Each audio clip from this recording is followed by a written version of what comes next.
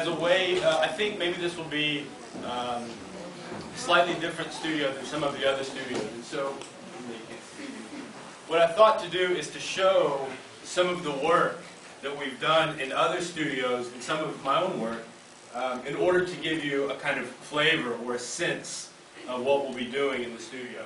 So I'm just going to kind of let this run in the background. This is showing projects that I've been doing for the past few years with my students from Georgia Tech, dealing with some of these same kind of questions. I'll talk a little bit about the studio, and then Carlos will kind of translate the Spanish. So the questions of the studio, we're not going to be designing a building per se, and so in that way I think the studio will be different than a lot of the studios that you've had in the past. What we're really going to be doing is looking at systems, and systems mean we'll be looking at systems in a variety of ways. Systems in terms of languages or systems of design, systems in terms of representational systems, and systems in terms of fabrication and making. So how do we go from an abstraction, a design system, into a kind of representational system all the way to the fabrication of the thing itself? Okay, so there are really three levels of thinking in terms of systems. And I think oftentimes, as architects, we do not, at least in, I'm speaking from the North American side, we oftentimes do not think in terms of systems. We oftentimes are more willful, and we force certain kind of preconceived ideas onto a site, or onto a program, or onto a material. And so in this studio, what we want to do is we want to think about how can we design flexible systems. Flexibility, variation, adaptation, those are kind of key principles that we will look at.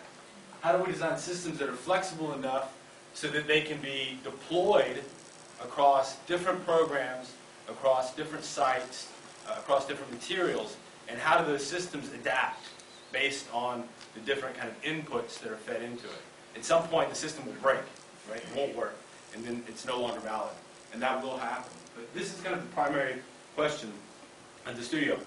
So ultimately, what we want to do is we want to design these kind of flexible systems, and we'll then design a kind of intervention or an artifact, an architectural condition, or a space. Now, what that is precisely doesn't really matter right now, in fact. But we want to test these ideas against full-scale fabrication.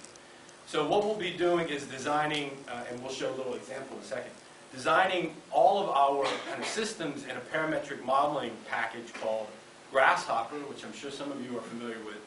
It's a plug-in that goes into Rhino, so that we can test all these variations within the digital environment. And then we'll be fabricating these both as scaled models and as full-scale models using digital fabrication techniques. So we'll be using the laser and analog fabrication, conventional fabrication techniques as well, because ultimately you'll use both. So we'll be using the laser cutter a lot, and we will be testing we'll be playing with the Pancho's new toy, the router. So that's really kind of that. I think that introduces the core questions of the studio. Again, ultimately, what we're going to be doing is breaking the studio. Say, for example, if we have 20 students, we'll probably have 4 or 5 teams with 4 or 5 students in each team. And the teams will be working together in order to develop the kind of logic of the thing, the actual deployment as a design, and testing those against material conditions or material fabrications. Is this okay? Is it too fast? Is it? ¿Entienden? Okay. So I'm going to let this finish while Carlos does this. Voy a leer un poco la descripción del taller para que les quede un poco más claro a los que no entienden mucho inglés. Y dice lo siguiente: la tecnología ha sido siempre un agente activo dentro de la profesión y el discurso teórico de la arquitectura, ya sea consciente o subconsciente. Los avances en las matemáticas, fabricación, geometría descriptiva y muchas otras disciplinas han impulsado a muchos, si no todos, de los principales movimientos paradigmáticos dentro de la historia de la arquitectura.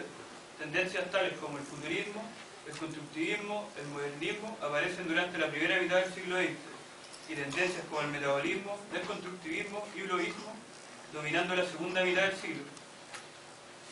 En este momento, el impacto de las tecnologías digitales, el redescubrimiento de las metodologías computacionales y el pensamiento teórico no pueden ser negados dentro de la práctica y el discurso de la arquitectura. Las tecnologías digitales son ahora la potenciación para los jóvenes arquitectos, con una explosión de posibilidades geométricas y espaciales, posibilidades anteriormente imposibles de representar y realizar. Estas posibilidades han empujado la vanguardia fuera del paradigma modernista de la normalización.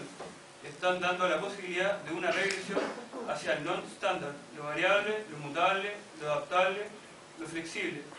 Las tecnologías digitales y el modelado paramétrico en particular permiten a los arquitectos investigar los sistemas complejos, explorando intensamente las posibilidades de variación formal y simultáneamente definiendo los límites del sistema. Por lo tanto, es posible examinar rápidamente muchas variaciones del mismo sistema con el fin de generar feedback loops o ciclos de retroalimentación dentro del proceso de diseño, convirtiéndolo en un proceso evolutivo e integrador. ¿Alguna preguntas? So, we thought maybe a major, there are theoretical components to the studio. We'll be reading and thinking and talking in terms of theory. There will be technical components to the studio. You'll be learning software. You'll be learning what's called CAD, CAM. Probably you're familiar with that term. Computer-aided design, computer-aided manufacturing. And you'll be learning parametric modeling, which is really a key component of the studio. So what we thought we would do as a way of really kind of making the studio battles more interesting, show you a little bit of the software. So again, we talked about systems. Systems can be thought of in terms of structures. And a basic definition for structures has nothing to do with a column or a beam. Structures are really about parts and their relationships. So we'll be thinking about parts and relationships. We can also think about operations or transformations of structures and systems. Okay, so for example, this is a little parametric definition that I created where what I'm going to do is just create one point.